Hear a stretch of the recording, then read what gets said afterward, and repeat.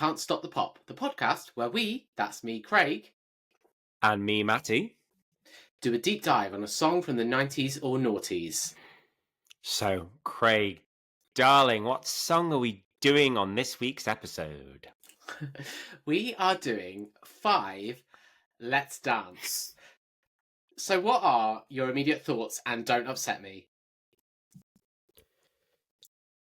The disco downward spiral of one of the UK's best boy bands. I think this is a fun song, but I think just a fun song does a disservice to how good Five were as a boy band during when they were at their best. But before I get into that and I upset Craig, who are Five and why are we talking about this song? So Five are an English boy band, and they recently reformed. There are, funnily enough, 5 members, although they have spent a lot of time touring under various lineups. But they launched in 1997 and they split in 2001. And for that period, there were 5 of them. So Sean, Richie, Scott, Abs, and Jay. And this song was the lead single from their third album, Kingsize. And the reason we're talking about it is because I love the song, but I think this is a really interesting point of both their career, but also just in terms of 90s acts. I don't think any other act imploded in quite the same way as Five did. It was very, very unique. I think the fact that they got this third album out is unbelievable. Like, knowing what we know now, and anyone that has watched things like the big reunion where they talked about it at length, or any of the interviews, or if you have read the wonderful book Reach for the Stars, where there's loads of different interview clips from them there. God, they were really, really they were just created to be a lad band, and they were just fed so many substances and drink and essentially fueled this very, very young group, but in which there was actually still an age discrepancy. So there was people that were like early 20s, and then there was like teenagers essentially within the group, which, if anyone obviously remember from when you're that young, that feels like a big maturity difference. So in that block of years, to essentially have been created by a similar production team to be the male equivalent of what the Spice Girls were, as in that rambunctious, big, sort of boys next door that are actually quite rough around the edges. They weren't the Backstreet Boys.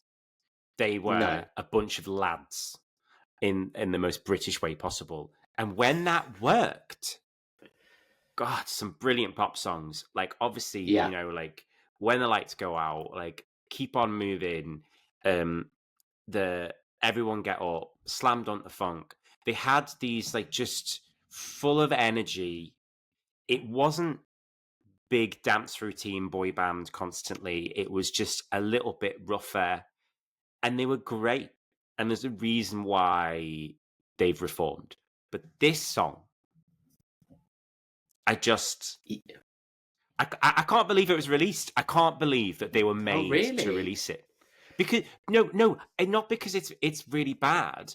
I think it's all right, but as in, it was such a contractual thing, was it not? In that they were like, we've got to get this third album out. We've got to get another number one with this. And then the greatest hits was out less than a year. Like, in this, like, it was just like, oh, let's just like put a greatest hits out then, and they can implode and buy. Like, I mean, it was. I suppose what had changed at this point for Five is that they had a hit single in America with When the Lights Go Out, and there was always, for the first 2 albums, there was always this eye on America to try and. They were big in the UK, but the albums were created so that they could also potentially launch in America.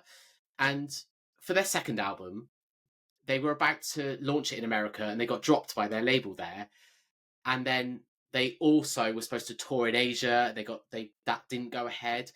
And I think at that point, this was probably the only point at which they were just really focusing on the UK. So it did feel a little bit like there was a bit more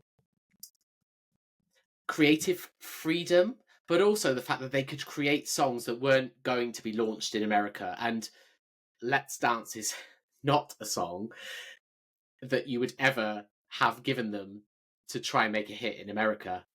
To me, it was very, very UK centric. It was very UK centric, but I also don't think that's it. I just don't think it's great. I'll be honest, in that my bold statement that I'm going to say is that I feel the same way about Let's Dance as I think you feel about Stomp by Steps. Oh my goodness. I think it was created in that third album, number one, that to tap into, released in the same year. Like, yeah, was it? No, it's different year. Anyway, but it was released to tap into that sort of like disco throwback thing that was happening at the time. Whereas I love Stomp by Steps, and I think that it comes across as really genuine and it fits so well in their canon of songs. Was this, you can't put this alongside Keep On Moving. You can't. Like, it feels a bit lifeless to me. I don't, but what I think it represents really well. I really like Let's Dance, and can I just say, I don't want to like criticize, but this is the group that released a cover of "We Will Rock You." This is so much better than that. Even if they were doing a duet with Queen. But "We Will Rock You" duetting with Queen, that was so on brand for Five. That felt like such a great cover version that was like, you know what? We could also, they did a cover, but added rap into it. It wasn't a straight up, like, as in it felt like a different version of the song. Whereas this, I just, for me, it just feels like this is a song that was created by a committee of how do we get a number one from Five. It just lacks the spark for me. No, I get it. I get it. I hear it. So what I hear when I listen to it is it does feel like the training wheels have come off, and let's just go in the studio and create havoc. And there is so much going on in this song. So firstly, props to any song that launches with a 15-second, that sort of muted crowd noises, that muted stereo like it's coming from the next room. 15 seconds they do that for. And then it launches into this. So there's elements of this vocal distortion all over this. It makes, it makes Don't Stop Moving sound like an acoustic. It is so heavily distorted and vocoded. But then you've got the rap, and if I'm being critical, I will say it's not one of Five's better raps. It is quite formulaic as their raps go, and I think they've got some brilliant raps verses. But you've got that. You've got this sort of electro-y, this cool electro-y vibe. It's just all these ideas just packed together, and for me, it just hangs together as organized chaos, which I really like. I mean, maybe it does. As I say, it's fun. I think there's a nice hook in the chorus, but nothing in the song in my head sticks except the bridge. As in, the music is my life because my life is music. The beat of the drum, that is a good lyric. That is a good hook. The rest of the song for me just falls a little bit flat. And I think that I just feel like the delivery of it as well. It's just honestly not for me. And I feel like this was a telling tale for their next disco song, which was from Kingsize, which was released cobbled together as a greatest hits double A side in a very similar way to what happened with Atomic Kitten. with their third Yeah. album. It was is it Rock the Party, which is the Yeah. Grease sample. That for Yeah. me is just lazy. That's a real not great thing of its time, and for me, it's just not for me. It's not the 5 song that I would choose. If I managed to go see them in concert, which I would go to the reunion tour. We'll see how much tickets are going for close to the time. But it's just not the song that I'd be excited for. Like, everybody get up. That is 5. That is 5. That is this sort of rambunctious laddie energy that it was so hard not to be swept up by. Whereas this felt like if you heard it on the radio in the car, you'd think, yeah, it's all right. And maybe I'm being really, really harsh. I'm probably going to get No, people coming for me. This is my opinion, not you Craig's. are. You are, and it's going to be me that's coming for you. I really like. I really, I really musically, yes, it's simple, but then Five's lyrics always like their choruses always were simple. You know, we've got everybody get up, Five will make you get down. Like this is no more or less complex than any of their earlier material. But where I think it really works musically is the way that the vocals are threaded together. So when you hear at the end, there's all the layering, and you can hear you've got the chorus, then you've got the if you want to dance, this is our chance. Yeah. That's going over the top, and I just there's the ad libs, and it's all this sea of distortion. I think it's a great pop song, but I do get that it is not it's not got the same raw energy as some of their earlier stuff, and I completely get that. But I really like it as a song for what it is. And I just think I think particularly with what was going on behind the scenes, it is it's the right product of the sheer chaos. And you're probably right. I A can't degree believe of it. them being over it. I can't believe it was it's released. all in this song. I can't. Yeah. There's a testament to their management. Well, not maybe a testament, maybe a slap on the wrist to their management that they pushed it out. So why don't we just get into that before? Let's talk about the video, and then we just need to dive headfirst because that will get us onto that. Let's talk about the video, and then we're going to get onto like what was going on behind the scenes and how this band imploded. Yeah. So the music video. You don't like it's the bizarre. Music video? No, the thing is that I actually couldn't remember that this was done in a mockumentary style. Like, yeah, because in my head I was thinking that this video is them on the street with the lights behind them and a bit of a dance routine, and it's that cheeky chappy mentality. I had completely and utterly forgotten that it was it's basically like the British version of like the Backstreet Boys doing I Want It That Way, in terms of like that, like, oh, we're gonna like, it's like us filming a music video and being like, ha ha ha. Whereas rather than that, which is very cutesy, they do this weird, like, they're the camera people and they're filming themselves, and it keeps cutting back to them going like, oh, actually, we're gonna film this type of video. There's so many ideas going on, and also some really questionable of its time slight homophobia. We're just going to talk about that. It did not sit well with me in 2025. So there is, I mean, yeah. So I think there was an edited version of the video which cut out all of the stuff, so you just had the song, because the song in the video is chopped up, so you don't really hear any of the song moving from chorus to verse to chorus, because it is all cut up with it spliced between scenes. But yeah, there is a lot of stuff.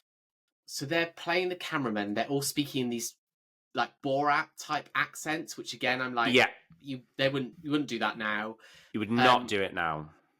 And then they're in this record label and they're trying to pitch ideas for the video.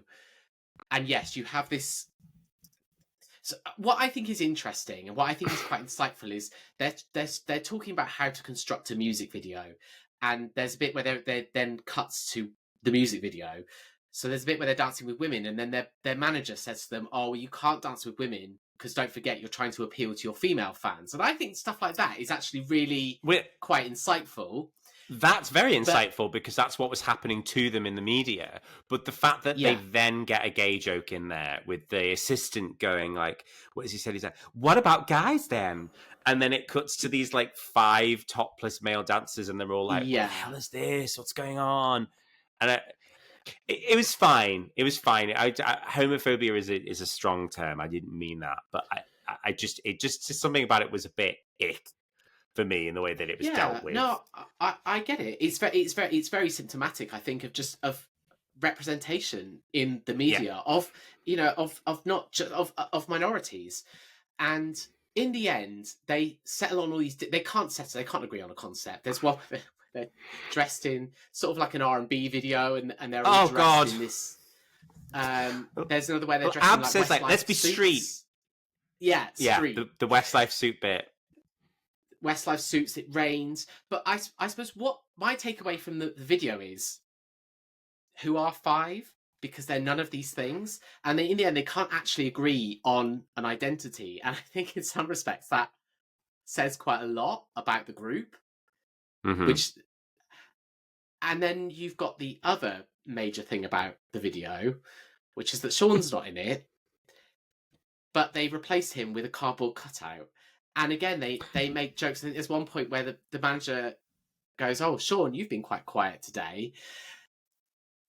And at the time, so the group were told that he had glandular fever and he couldn't promote the song, which, so I guess in some respects they were like, okay, well, that's fine. We'll just put him in like that. But actually, he wanted to leave the group.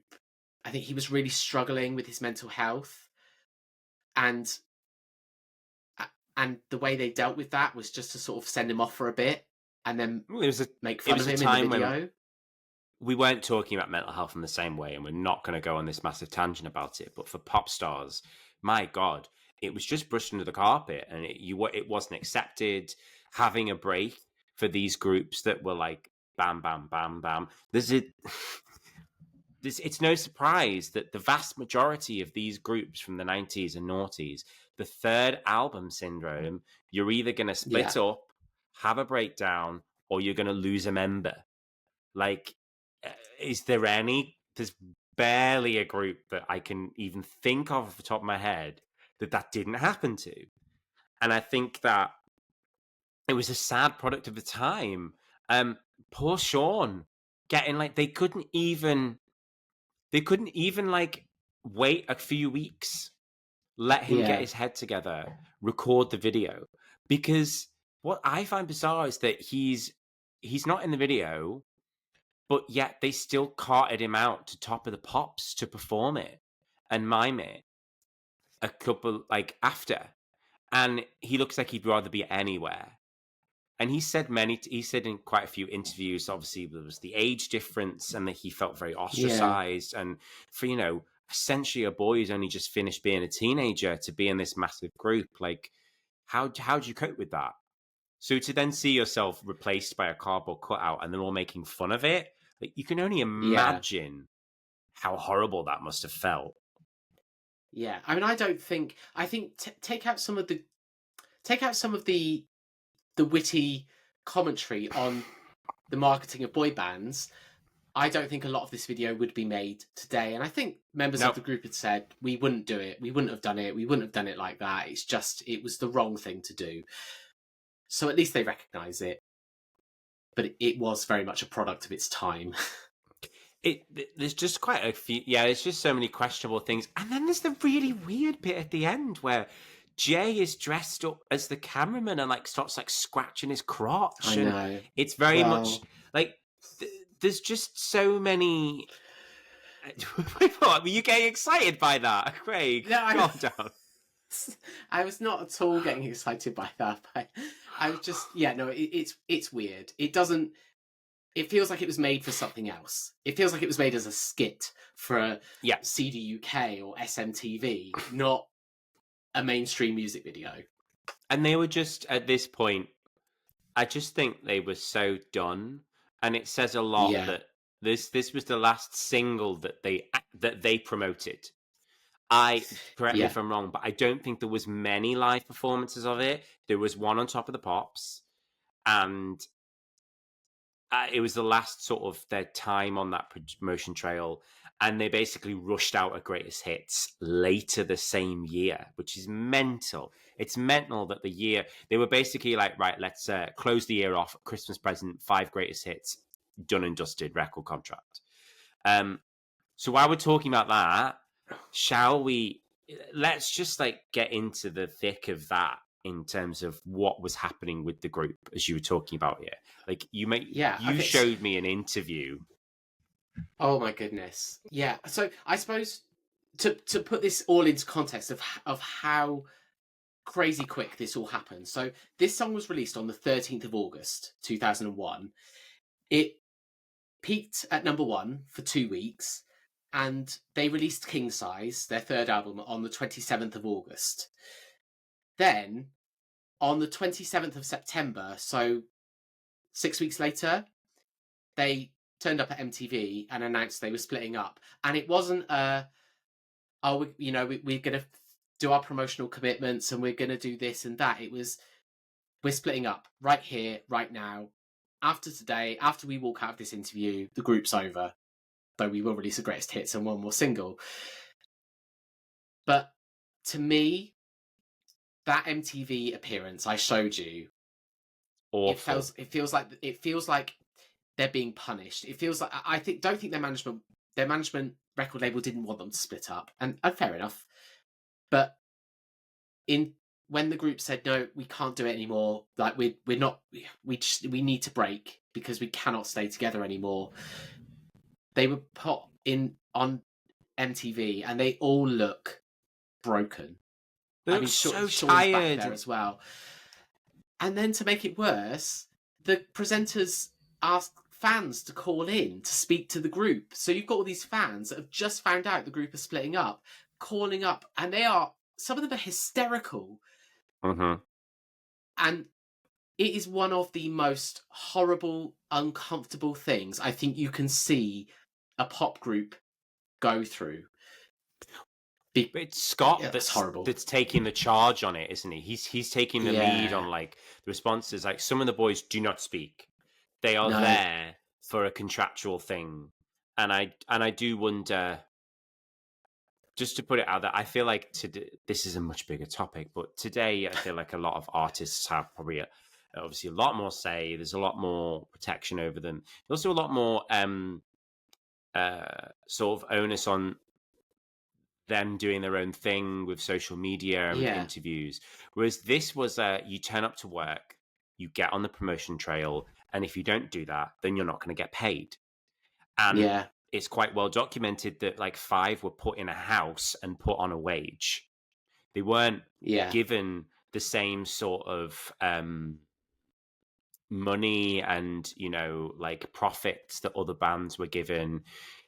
They were essentially put in a contract that meant that they couldn't do what the Spice Girls did to Simon Fuller, that they were locked in to this because it was infamous what had happened with them, you know, leaving the management.